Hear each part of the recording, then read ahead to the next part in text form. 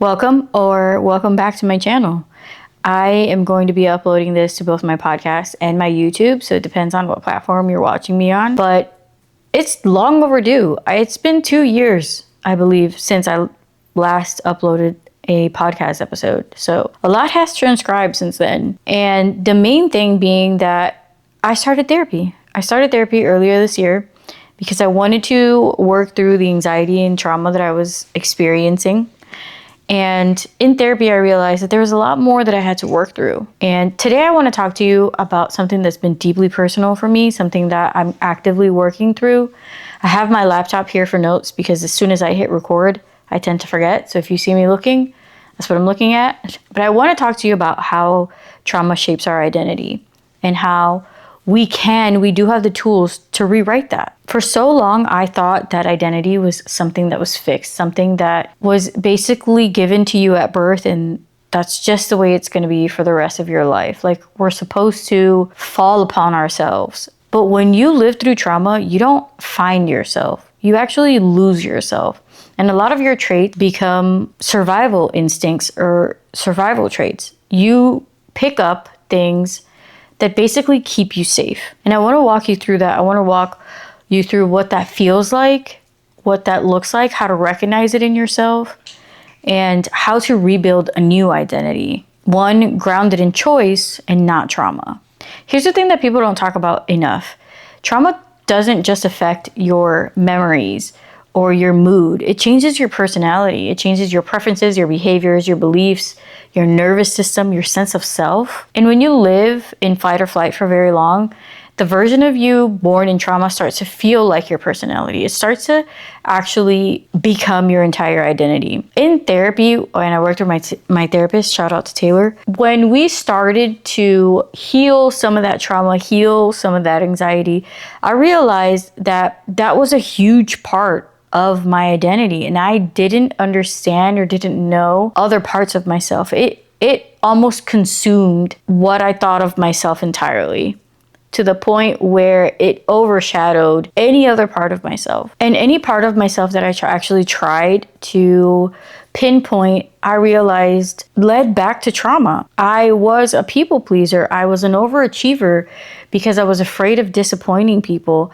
I never really asked for help because I was always made to believe that I had to figure things out on my own. If I fucked up, if I made any mistakes, I was left on my own to figure that out. I became extremely hyper vigilant, and I started to read people's emotions and see the very minute changes in their mood and recognize it. I was known as the strong one, the responsible one, but all of that was tied to trauma and how my nervous system reacted to what happened to me in childhood. And eventually you start to confuse survival traits with your identity.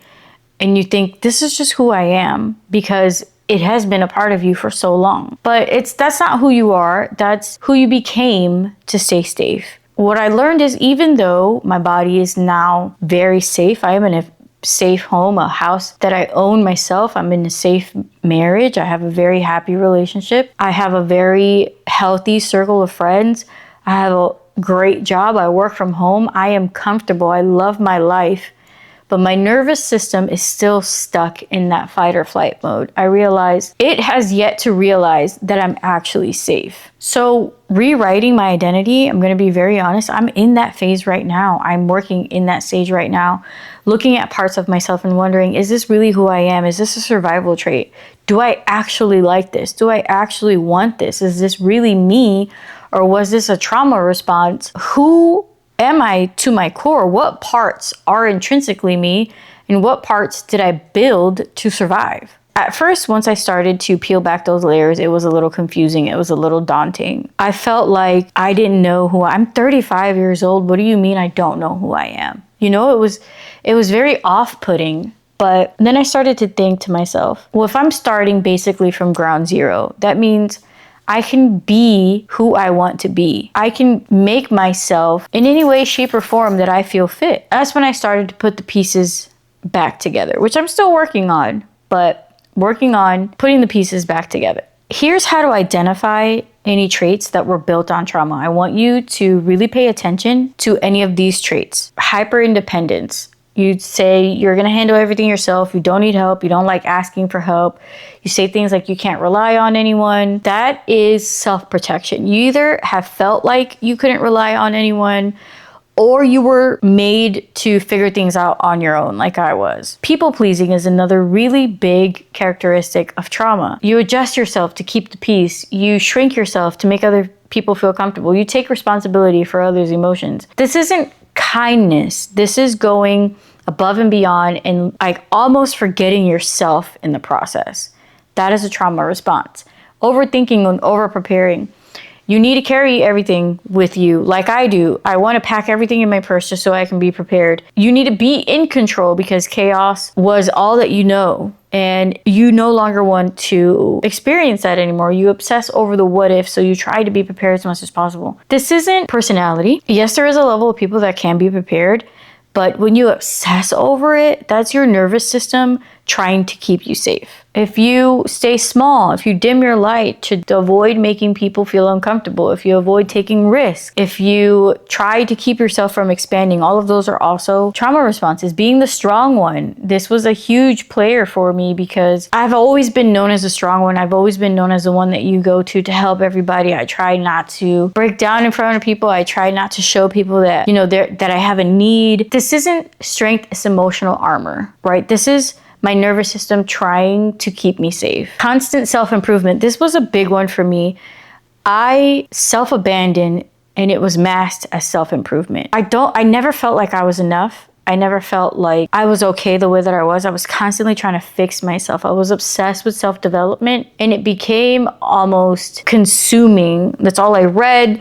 That's all I researched. Now there is a level of curiosity that I have and I love learning. I am a student of life. I'm always going to be learning, but I realized that it was me trying to fix myself to try to fit into a version of me that I liked better because I didn't feel like the version of me as is was good enough. Once you've identified what parts of you are built on trauma, now it's time to rewire those traits and build a new reality. This is the part that most people skip. Rewriting is not about forcing a new personality onto yourself.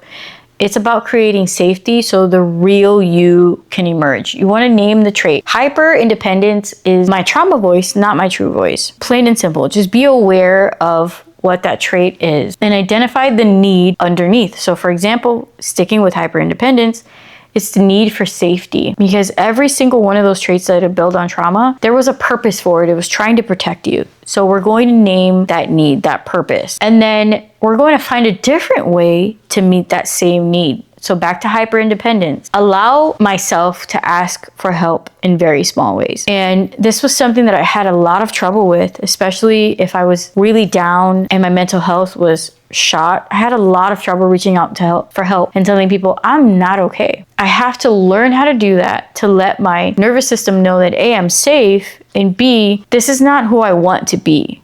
I don't want to continue to carry this trauma response trait. Then you choose who you want to become.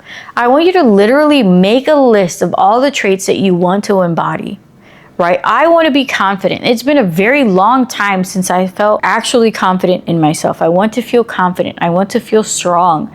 I want to feel aligned. I want to feel like myself. I want to feel happy. I want to feel joyful. I want to feel safe. Whatever those traits are, write a list, and that's what we're going to work on. The most important part out of all of this is reframing it. I don't want you to think of this as becoming somebody new or changing who you are because there's something wrong with you. I want you to think of this as remembering who you were before the world told you who you had to be. I want you to think of this as coming back to yourself, your true self, before trauma changed you. That's what I want you to think about, because if you think about this in a way of fixing yourself or trying to become someone that you're not, it's not going to work. Coming from the wrong angle. Really want you to think about just becoming yourself, coming back to yourself. Remembering that identity is fluid. You can change who you want to be at any point in time. You can change your style of clothes. You can change your style of hair. You can literally change your personality. There's things about your personality that you can decide to change right now. That is okay. Identity is a choice. Identity is fluid. You are allowed at any time to choose differently. So if you're like me and you're in an identity transition right now, if you feel like everything that you believed about yourself is falling apart, if you feel confused, if you feel lost in the in-between, You are not broken. You are not behind. You are not losing yourself. You're coming home to yourself. And this journey, this remembering, is one of the most sacred things that you can ever experience. Because now you've come to the conclusion that you can let all of that go. You don't need that anymore. In order to rewrite who you are, you must first be in a safe place and all your basic needs must first be met. So the fact that you're watching this, the fact that you're listening to this, means that that is true for you. You are now safe. You are now ready to make that choice, to make that decision, to reframe your identity and go back to who you truly, really were meant to be. And I'm on this journey with you. And I'll be documenting my journey. You'll be seeing more of me on YouTube or hearing more of me on a podcast. And if there's anything specifically that you want to see from me that I can help you with, let me know. I am here to help you. I'm here to walk with you. This isn't necessarily me guiding you. I'm not in front of you. I'm right beside you. Remember, I am here helping you align with your energy and your humanness. I'll see you in the next one.